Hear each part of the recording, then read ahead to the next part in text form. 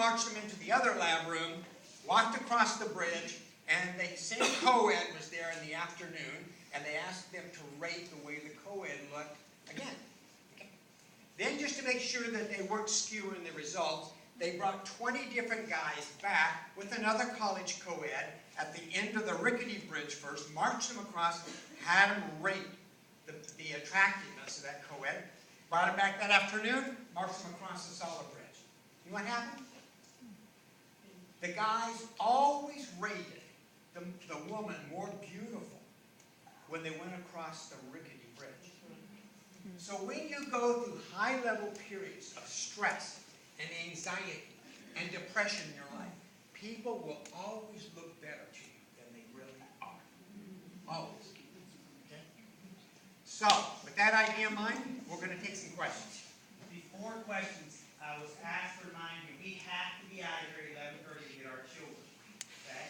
So, we have the luncheon scheduled. They have nothing on their schedule except the luncheon, and I have nothing on my schedule. My command knows this is my job today. So they will be available for questions between 11:30, 11:50-ish, until I can get them over to their luncheon. And then during and after their luncheon, they are available for questions, during that time too.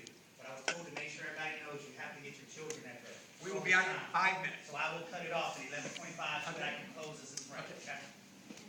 Q&A. Anybody got any questions they want to ask like we said? Feel free. I have a question. Yeah. With the repeal of the Don't Ask, Don't Tell and homosexuality and lesbianism, have you found in your research an increase in adulterous relationships going in the same-sex arena? Never done any research on that. Never have. I just have always focused on first-time heterosexual adulteries. Can you talk about hormones like premenopausal when we hit our 40s and for a midlife crisis situation for a man? I mean, how does that play into it? Run, baby, run. Well, I just did a workshop last week for a large international association of senior adults. And it was titled, Just Naughty, ? Still Wrong, ? Cohabitation after 80. It's a huge problem in Christian circles, okay? Now, the reason why I say that about what you're saying is, let's go back to the original thought. Men look at sex as the greatest source of comfort. The greatest antidepressant medication known to males is sex. It's not Prozac. Okay? It's a huge distraction from all the stresses in their life. They never become asexual. Actually, in some of the research, men are still reporting high levels of sexuality and low levels of ED, much lower than we thought, clear up into their 80s.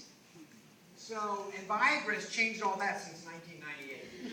So, it's that they're looking for bonding, they're looking for comfort, and you might not feel much like it, but you can really minister to the man you're married to. Now, the greatest sense of bonding in first-time adulterers almost always occurs when there is intense internet activity between the two partners. It's not the sexual activity. It's the intense internet activity. Questioning, talking, texting, in touch with each other, asking questions, staying in touch, making suggestions. Now, let me say this. Your mother never taught you how to flirt. I don't think any woman here would say, your mother sat you down, and this is how you do it, guys, okay? You flirt with it. You have this capacity inside yourselves. But what happens, and what happens in most marriages, you stop flirting. You stop creating sexual tension. You allowed him to take you to the bedroom as soon as you teased. Sex was over, the teasing stopped, your femininity suffered, and as a result, there's very little sexual tension in your relationship between the two of you. The greatest component, I think, that is needed in marriage today, not just Christian marriage, is sexual tension. Flirtation builds femininity, and it also creates sexual arousal in guys. And you've got to keep that tension. You can't just satisfy it instantaneously, or you'll lose the tension. It's the tension that you want to create. It's what makes you feel fun. It's what makes you tease. It's what makes you flirt with each other. It's what makes you send little suggestive emails with each other. It's the sexual tension. And if you don't know how to create it, you need to find out. I don't want to get started, okay? But okay, we got one more question. Time for one more. Okay, let me say this. Tomorrow, Thursday, I'm doing an all-day training on how to recover from adultery. And at 1 o'clock, I need a couple that I could work with who'd be willing to work with me. I will take very good care of you. I will not embarrass you, put you on the spot or anything like that. I have a little gift for you. And if you will help me do the training with the different chaplains and social workers, I would love to talk to you about that. You and your husband needs to be there. You get to choose the topic you want to talk about. I've done this all over the world, and I promise you, you'll be very safe and love it. You'll love it. So just see me afterwards, and I'll explain to you about that. Go.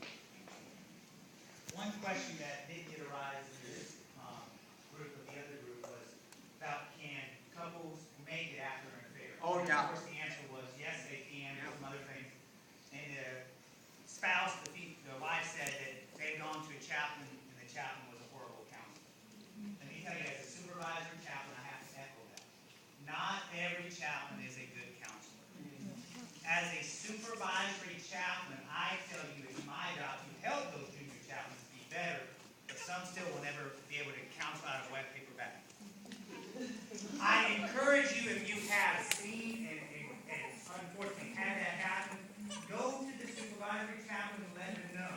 Then use the other great resources that the Army gives you, such as brigade chaplains, family life chaplains, family life centers, military one source. Suzanne, I know, has posted some things around here. There we go. See? Use these resources, okay? But also let the chaplains know so that they can help those chaplains. We all know that we all have different gifts and talents. So I want to thank Dr. Carter and Ronnie.